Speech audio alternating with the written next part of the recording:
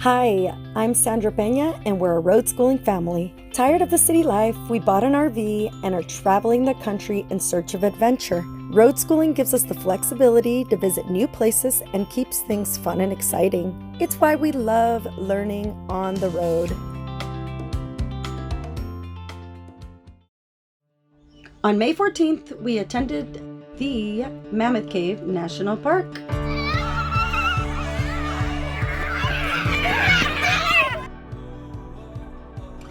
Thanks to the freedom and flexibility of homeschooling with time for learning on the road, trips like these are just possible. This trip was packed with fun, hands-on learning. Our family had a blast. We learned a lot about the different types of rock formations. Some facts we had already known from other cave systems we visited in the country.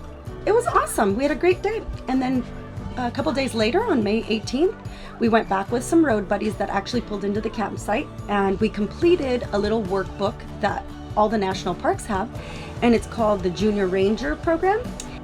They complete it and they take it back to the visitor center, and then they receive this little badge, and so they're essentially junior rangers to that particular national park. That was our trip to Mammoth Cave National Park. Our family is so glad we made the decision to road school with time for learning by our side.